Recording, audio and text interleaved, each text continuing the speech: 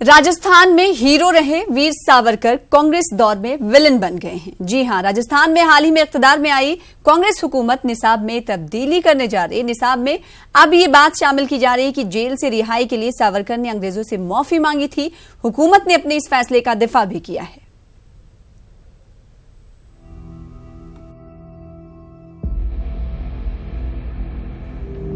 राजस्थान में हुकूमत बदली तो निसाब भी बदल गया। बीजेपी के दौरे इख्तिदार में सावरकर जो इनकलाबी थे, कांग्रेस के दौरे हुकूमत में मुरतब करदा निसाब में सावरकर की जिंदगी की कहानी में ट्विस्ट आया है। सावरकर के महात्मा गांधी के कत्ल की साजिश में मुलविस होने की बात नए निसाब में शामिल की गई है। वसुंधरा सरकार के कार्यकाल में जो सावरकर वीर योद्धा और महान स्वतंत्रता सेनानी थे, कांग्रेस का राज आते आते अब वो गद्दार हो गए हैं।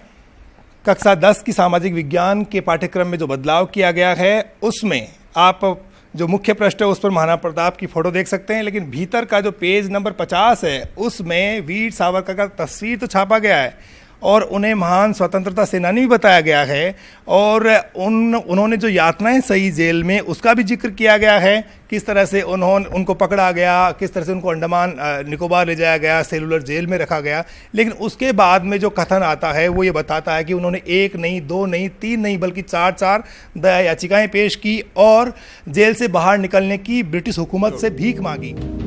साबिका हुकूमत में वीर रहे सावरकर को नए निसाब में अंग्रेजों से रहम की दरखास्त मांगने वालों में शुमार किया गया है, यानी वो हीरो से विलन हो गए हैं। कांग्रेस ठोस दस्तावेजात की बुनियाद पर ये तब्दीली का दावा कर रही है। सावरकर को महान बताने की उनकी, दीनदयाल उपाध्याय को महान बनाने की उनकी जो सोच थी, मैं समझता हूँ वो ठीक नहीं थी। निश्चित रूप से उनका अपनी अपनी जगह कोई न कोई योगदान रहा होगा, लेकिन वीर सावरकर के बारे में जिस प्रकार से महिमा मंडन पिछली सरकार ने किया था, हमने आते ही पाठ्यक्रम की समीक्षा की एक समिति बनाई। उस समिति ने बड़े ही ठोस तथ्यों के आधार के ऊपर अपनी जो बात लिखी है उस पाठ्यक्रम में शामिल किया है। उसके उनके पास में एविडेंस मौजूद है, उनके पास साक्ष्य हैं और उस साक्ष्य के आधार पे उन्होंने लिखा कि वीर सावरकर ने माफी के लिए दरखास्त की थी। ऐसे कोई नहीं लिख सकता, बिना कोई इतिहास नहीं लिख सकता। तो भारतीय जनता पार्टी के पेट में अगर बल पड़ता हो, इससे हमारे कोई फर्क नहीं पड़ता। हम जो इतिहास में है वही पढ़ाएंगे। वज़ीर आला अशोक गहलोत भी निसाब में की गई तब्दीली का दिफा कर रहे हैं। इनका कहना है कि कमेटी की सिफारिशात की बुनियाद पर निसाब में तब्दीली का फैसला किया गया है। सालों से सुनता हूँ आ रहा हूँ इस बातों को। ये तो जो कमेटी बनती है एग्जामिन करने की, कोर्ट से कौन से हो कौन से नहीं हो, ये डिबेट का विषय बना रहता है। ये पूरे देश के अंदर, पूरे राज्यों के अंदर सरकारें बदलती है, साथ साथ में कमेटी बनती है, एग्जामिन करते हैं। तो मेरा मानना कोई भी पार्टी हो जो इतिहास को तोड़ेंगे मरोड़ेंगे, वो खुद का भी इतिहास नहीं बना पाएंगे, ये मेरा मानना। निसाब में ये तब्दीली बीजेपी के गले नहीं उतर रही है। कांग्रेस सदैव एक ही परिवार के गुणगान करने वाली और राष्ट्रभक्तों के इतिहास से परहेज करने वाली पार्टी रही है और हिंदुत्व विशेष रूप से विरोधी मानसिकता की पार्टी होने के कारण ऐसे राष्ट्रभक्त जिनका हिंदुत्व के साथ संबंध रहा है, उनका हमेशा उपेक्षा करना और उसके विपरीत उनका गलत इतिहास पढ़ाने की जो सोच रही है, वास्तव में वही कारण बना कि अकबर महान के पाठ को हटाने पर महाराणा प्रताप को महान कहने में इनको संकोच हो रहा है। राजस्थान में स्कूली निसाब में सियासत कोई नई बात नहीं है। इसकी शुरुआत सन 2003 में हुई थी। उस वक्त बीजेपी हुकूमत ने स्कूली निसाब में बड़े पैमाने पर तब्दीली की थी। श्यामा प्रसाद मुखर्जी, दीनदयाल उपाध्याय और वीर सावरकर निसाब का हिस्सा बने। लेकिन 2009 में कांग्रेस के इख्तिदार में आने के बाद निसाब में तब्दीली की गई। सन 2013 में बीजेपी की इख्तिदार में वापसी हुई तो निसाब भी बदल गया। अब 2018 में बरसरे इख्तिदार आने के फौरन बाद कांग्रेस ने निसाब में तब्दीली का अमल शुरू कर दिया। Bureau report, news 18 Urdu. तो 2003 में बीजेपी ने निसाब में तब्दीली की शुरुआत की थी और निसाब में राजपूत मर्द और खवातीन को शामिल किया गया। ग्राफिक्स के जरिए हम आपको बताएं कि ये तब्दीली का अमल कब से शुरू किया गया और कब से इसकी शुरुआत किसने की थी, किस पार्टी ने की थी। जी हां, हम आपको बता रहे कि 2003 में बीजेपी ने निसाब में तब्दीली की शुरुआत की थी। निसाब में राजपूत मर्द और खवातीन को शामिल किया गया। श्यामा प्रसाद मुखर्जी, दीनदयाल उपाध्याय, वीर सावरकर निसाब का हिस्सा 2003 में बने थे। वहीं 2009 की अगर बात कर लें तो 2009 में मौजूदा अशोक गहलोत हुकूमत ने भी निसाब में तब्दीली की। बीजेपी के दौर में शामिल नए बाब हटा दिए गए। वहीं 2013 की अगर बात कर लें तो 2013 में फिर बीजेपी हुकूमत ने निसाब में तब्दीली की। निसाब की किताबों से यानी पाठ्यक्रम की किताबों से नेहरू से मुतालिक सफात कम कर दिए गए। सावरकर और संघ से मुतालिक सफात में इजाफा किया गया। मुख्तलिफ कद्दावर और राजपूत को निसाब में जोड़कर नई किताब शाया की गई। सबसे बड़ा तनाजा महाराणा प्रताप और अकबर की बुलंदी को लेकर हुआ। आखिरकार प्रताप को कद्दावर बताने वाले बाब को शामिल किया गया। तो ये तनाजा अभी शुरू नहीं हुआ, 2003 से इस तनाजे की शुरुआत हुई। निसाब में तब्दीली बीजेपी की जानिब से शुरू की गई। आज इसी पर बातचीत करेंगे कि आखिर निसाब की तब्दीली हुकूमत के आते ही क्यों होती है। यानी हर हुकूमत किसी की छवि यानी किसी शख्स की, किसी शख्सियत की छवि को अपने तौर पर क्यों देखती है और इसके पीछे क्या कुछ सियासत है, ये जानने की कोशिश करेंगे। हमारे साथ खास मेहमान भी होंगे, उनका तारुफ भी हम आपको कराएंगे। लेकिन राजस्थान हुकूमत ने 8वीं जमात की अंग्रेजी दरसी किताब का कवर भी तब्दील कर दिया है। इसी के साथ आपको बताते हुए चले, इस किताब के सरवरक पर पहले जौहर कीर्ति राजपुर खवातीन की तस्वीर छपी हुई थी, जिसे अब बदल दिया गया है। वजीर तालीम ने इस फैसले का हालांकि दिफा किया है।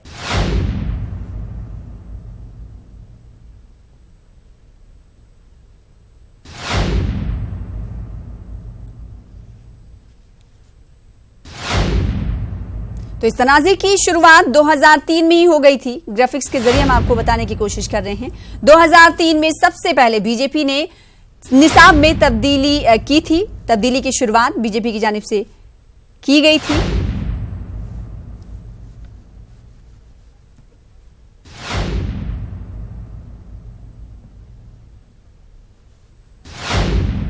तो 2003 में बीजेपी ने निसाब में तब्दीली की शुरुआत की और निसाब में राजपूत मर्द और खवातीन को शामिल किया गया और उसके बाद एक बार फिर से कांग्रेस की हुकूमत आते ही निसाब की तब्दीली कर दी गई है, जिसको लेकर फिर से बवाल खड़ा हो गया है। हमारे साथ हमारे रिपोर्टर जयपुर से जुड़ चुके हैं बाबूलाल और साथ ही साथ अशरफ काजमी जुड़े हुए हैं। और बाबूलाल, सबसे पहले आपके पास आना चाहेंगे, राजस्थान में इस तब्दीली को किस तरीके से देखा जा रहा है? अगर राजस्थान की बीजेपी की बात करें और नेशनल लेवल पर बीजेपी की बात करें तो क्या इसके पीछे क्या कुछ सियासत बीजेपी कह रही है और कब से इस तब्दीली का अमल जो है शुरू किया गया? हम जानते हैं कि 2003 में सबसे पहले बीजेपी ने पाठ्यक्रम में तब्दीली की थी।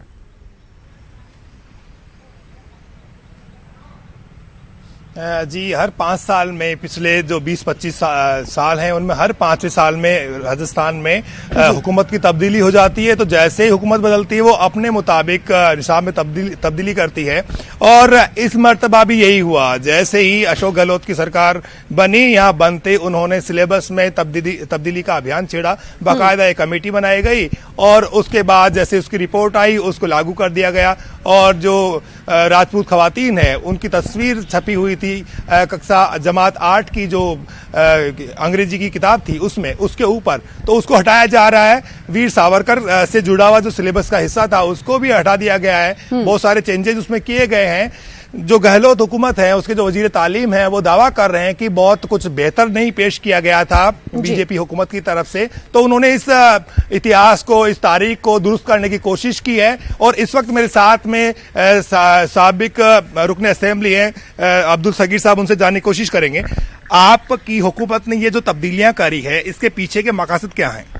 मैं देखिए, पहले तो जो तब्दीलियां की गई हैं उनका खैर मकदम करता हूँ, इस्तकबाल करता हूँ। जब ये हुकूमत बदलती है सिर्फ हुकूमत बदलने की बात नहीं होती, जो तारीख, जो इतिहास है वो दुरुस्त होना चाहिए। और वो सच्चा इतिहास क्या है और उससे क्या प्रेरणा हिंदुस्तान को मिल सकती है। मिसाल के तौर पर हमारी ख्वातीन को दिखाया गया कि वो इस तरीके से जौहर करती थीं। वो युद्ध के आलम में जब वॉर होते थे, जंग होती थी और वो स्त्रियां विधवा हो जाती थीं, या उनका कोई सहारा नहीं होता तो वो मजबूरी में अपने खाविंद के साथ साथ अपने आप को अग्नि में डालकर सतीत्व करती थी, जौहर करती थी।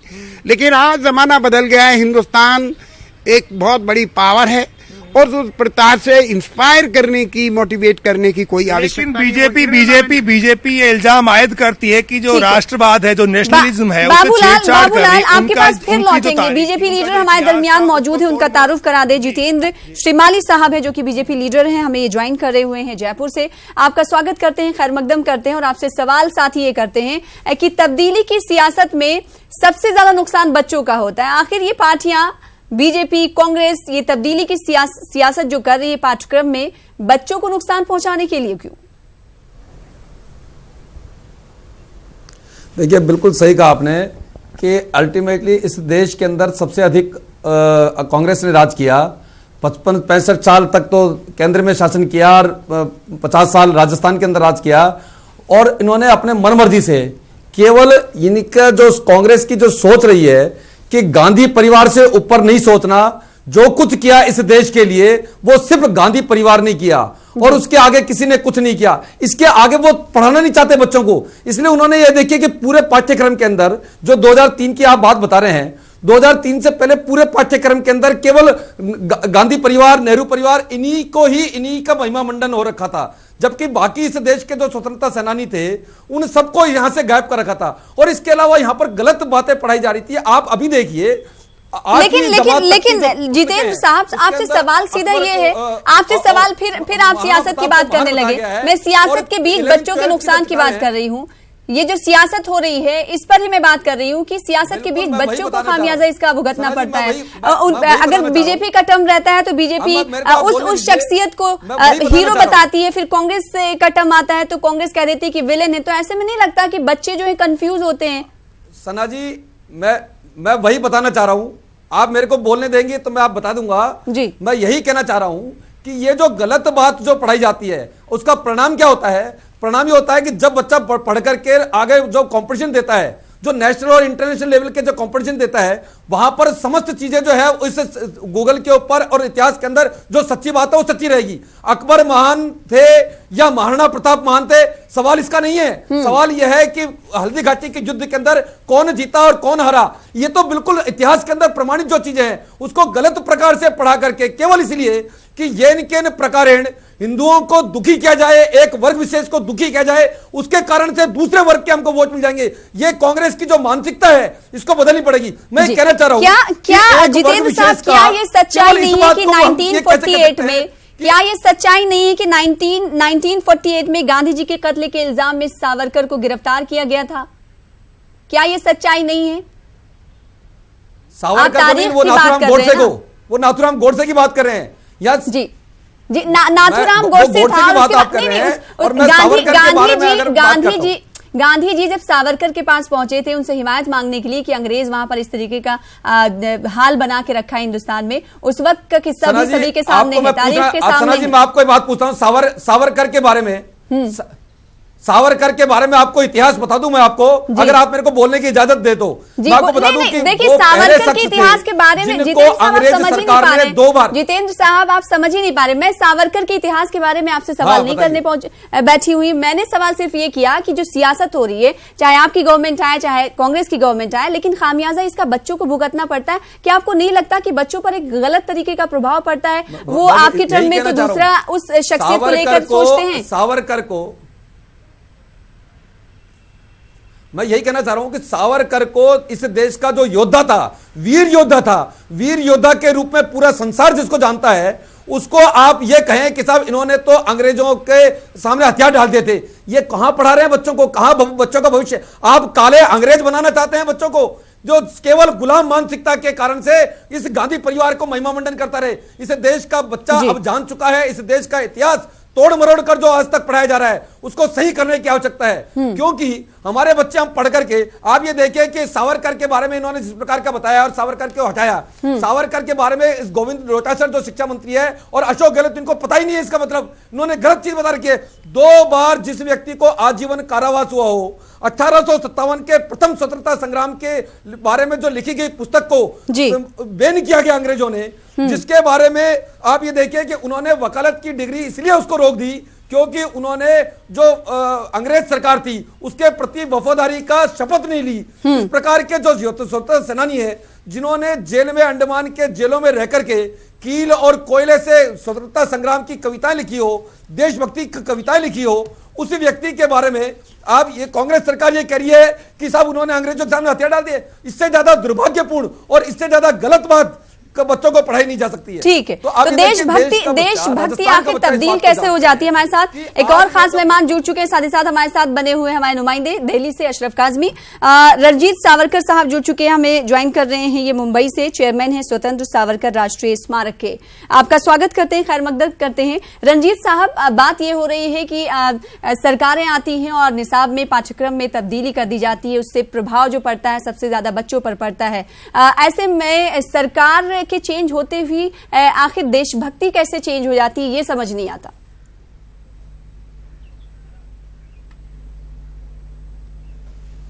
देखिए, ये कांग्रेस की सोची समझी चाल है कि वो स्वतंत्रता का क्रेडिट पूरा वो अपना चाहते हैं।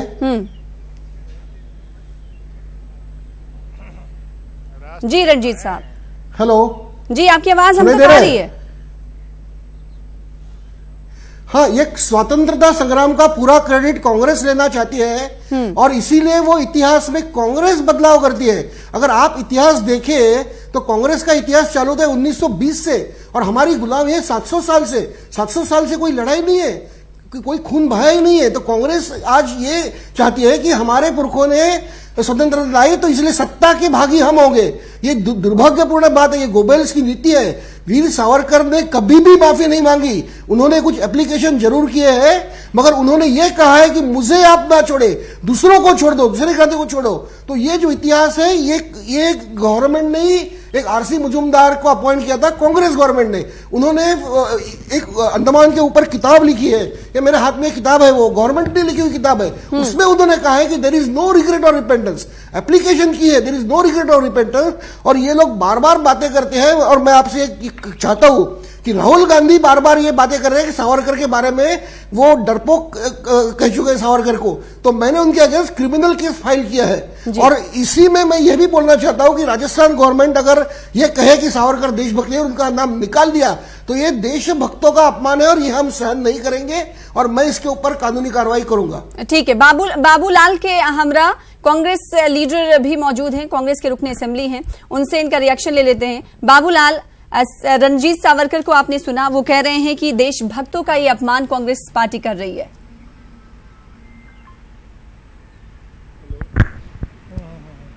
जी, मैं जो कांग्रेस के लीडर हैं उनसे उनका रिएक्शन लूंगा, रद्द-ए-अमल चाहूंगा।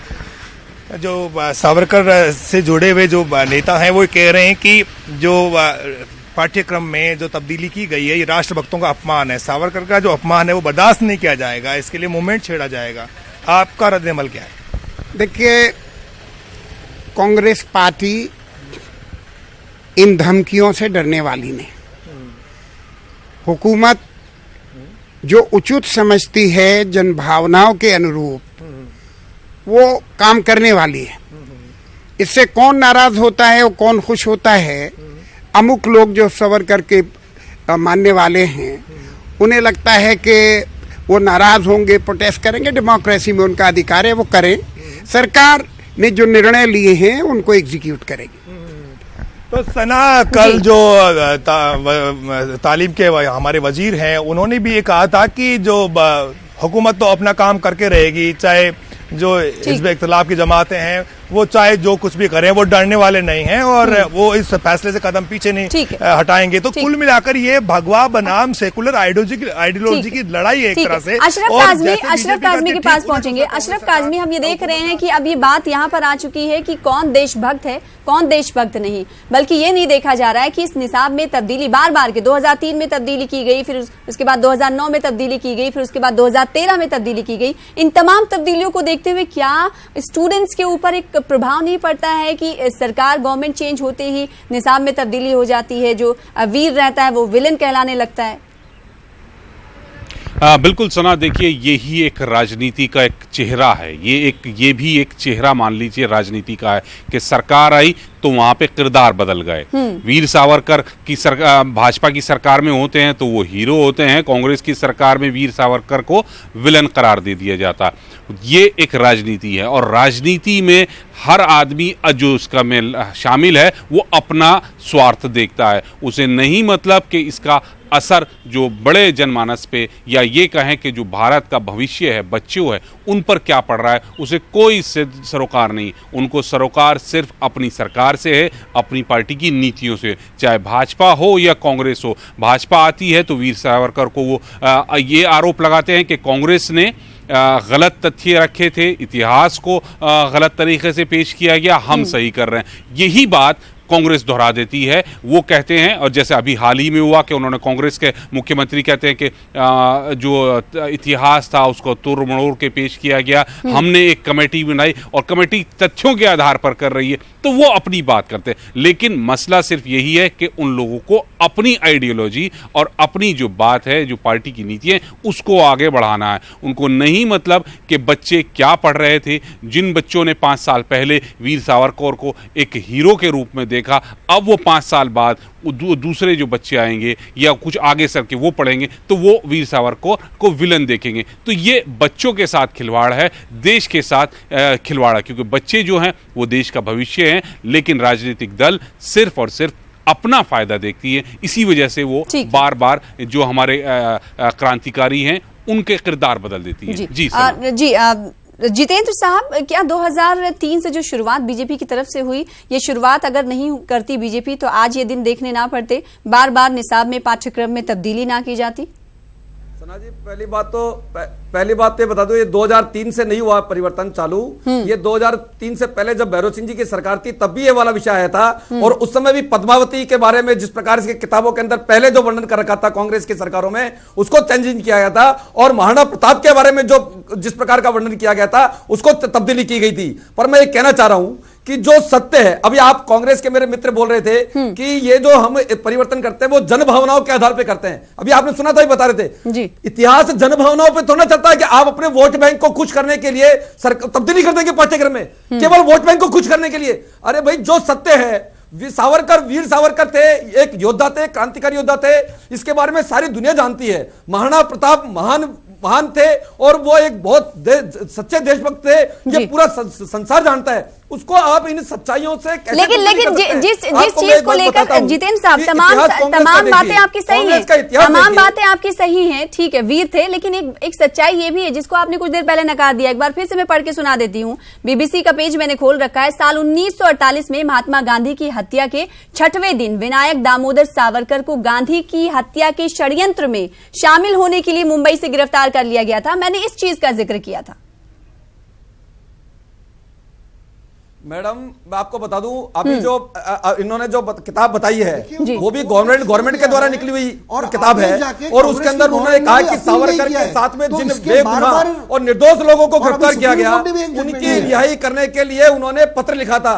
इस सच्चाई से हम मुंह नहीं मोड़ सकते हैं कि उन्होंने सावरकर के साथ में जो निर्दोष लोगों को गिरफ्तार किया गया था, उन लोगों की रिहाई करने के लिए उन्होंने अनुनय विनय किया था। परंतु मैं ये कहना चाह रहा हूं, आप ये देखिए, आप ऑल ओवर बात कर रहे हैं कि 8वीं क्लास तक तो महाराणा प्रताप जो हैं वो महान हैं, और 11th-12th की किताब के अंदर महाराणा प्रताप युद्ध हार जाते हैं। ये एक ही सरकार में 2 अलग अलग क्लासेस के अंदर जो परिवर्तन आ रहा है, जो राजस्थान की जनता इस बात को देखने रही है कि कांग्रेस सरकार केवल अपने वोट बैंक को खुश करने के लिए हिंदुओं को, बहुसंख्यक समाज को प्रताड़ित करेंगे, उनको दुखी करने का, उनको प्रताड़ित करने के पाठ्यक्रम बदलेंगे, उनको दुखी करने के कानून बनाएंगे। ये देश की जनता इस बात को बर्दाश्त नहीं कर। मैं एक बात कहना चाह रहा हूं, को याद दिलाता हूं कि जो इस गांधी परिवार, नेहरू परिवार के खिलाफ चला, उसकी एक वानगी आपको याद दिलाता हूं सना जी, कि जब पीवी नरसिम्हा राव ने नेहरू गांधी परिवार से आंखें अलग हटाई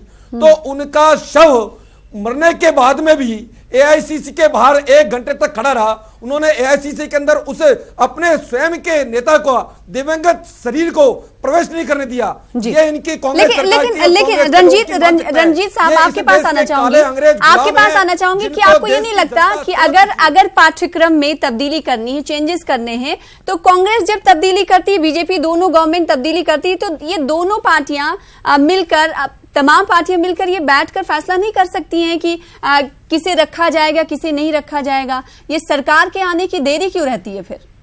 बिल्कुल ठीक बात कही, बिल्कुल ठीक बात है सना जी। मैं इस बारे में एक बात कहना चाहता हूं कि रंजीत साहब, बात है, इस प्रकार का एक आयोग बन जाना चाहिए जो इतिहास के सच्चाइयों को लेकर के, और सच्चाई जो सच्ची बातें हैं, अभी बताया इन्होंने कि 1920 के अंदर कांग्रेस का जन्म हुआ, भी एक अलग तरीके का प्रभाव नहीं पड़ेगा, इससे स्टूडेंट्स जो है मुतासिर नहीं होंगे। रंजीत साहब, आपसे भी यही सवाल था।